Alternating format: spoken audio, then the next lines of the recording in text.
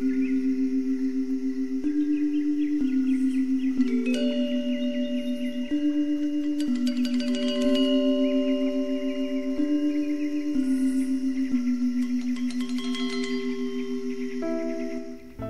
Islamiyah masuk ke Bali dalam sejarahnya itu sudah sangat panjang.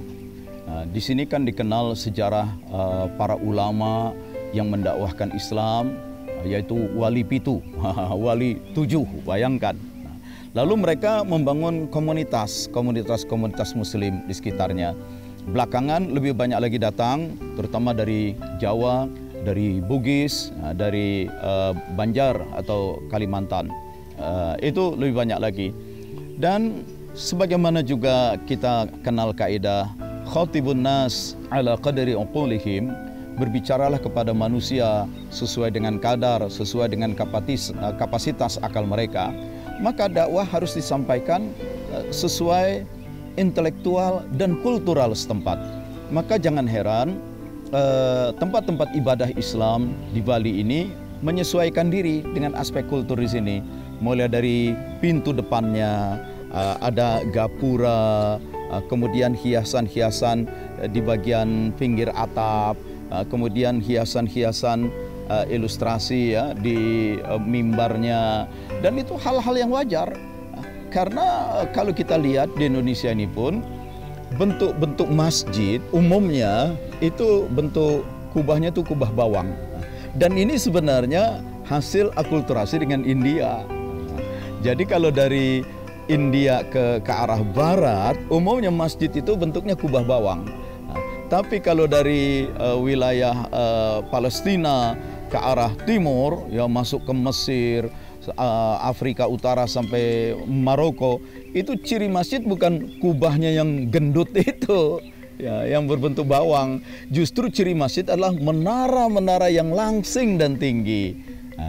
Nah, kita juga kenal masjid-masjid yang dibangun oleh Yayasan Amal Bakti Muslim Indonesia ya.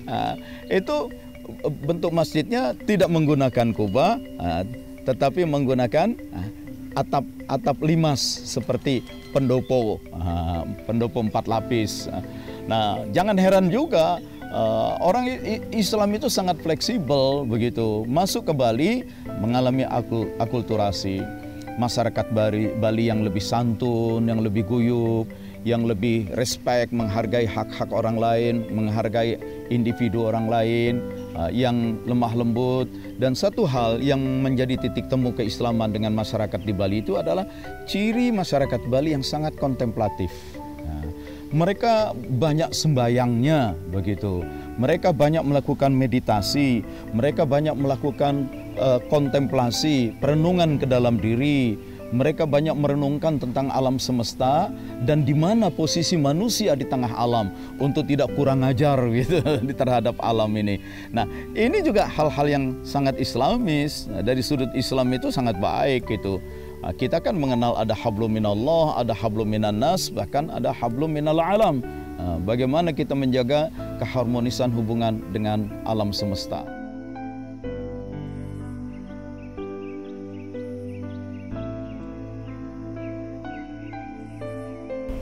Kalau setiap harinya kita nggak bisa ngitung, tapi setiap hari biasanya tamu-tamu baik dari lokal ataupun mancanegara mampir untuk sholat duhur, sholat asar biasanya di sini.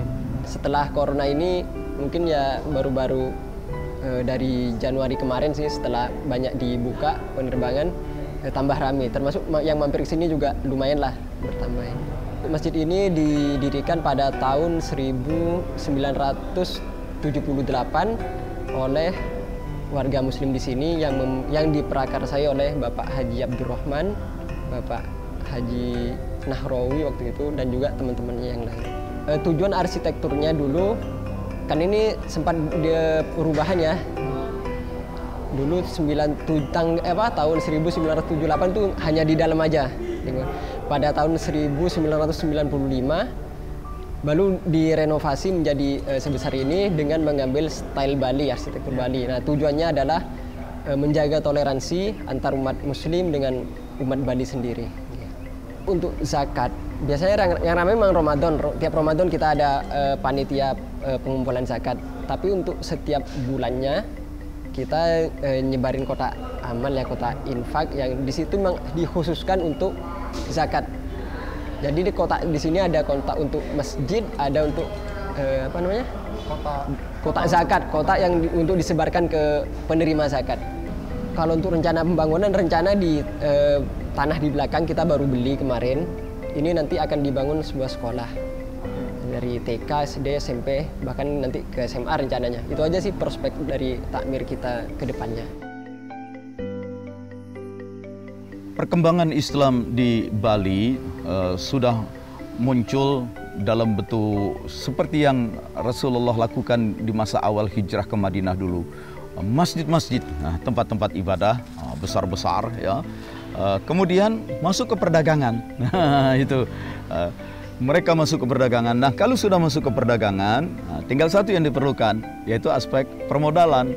Nah, di permodalan itu Islam mengenal ada yang namanya ISF, Islamic Social Finance. Basisnya adalah zakat, wakaf, juga sebenarnya kurban, begitu. Maka dengan adanya lembaga-lembaga amil zakat, badan-badan wakaf, terhimpunlah modal. Karena keuangan itu selain sektor komersial, juga sektor sosial. Kalau komersial itu otomatis, di mana ada market, ada pasar, maka investor akan masuk mengucurkan modal, ya begitu. Tapi kalau sektor sosial ini untuk kelompok-kelompok yang tertinggal, kelompok-kelompok yang agak terpinggirkan, kelompok yang marginalized, nah mereka harus ditolong juga. Sebab bagaimanapun daya beli mereka harus diangkat, dan itu harus lewat pendekatan keuangan sosial. Dan Islam punya konsep zakat wakaf untuk menolong lapisan paling bawah, ya, zakat wakaf, supaya mereka memiliki modal untuk mengembangkan kegiatan-kegiatan ekonominya. Di Bali ini, Masya Allah, kegiatan zakat wakaf sangat berkembang. Di Masjid Agung, di Masjid Bedugul, di masjid tempat-tempat lain itu, mereka selain membangun tempat ibadah, mengembangkan gerai-gerai untuk menjadi pasar, marketplace, dan mereka menyiapkan pendanaan melalui zakat dan wakaf untuk kaum duafa.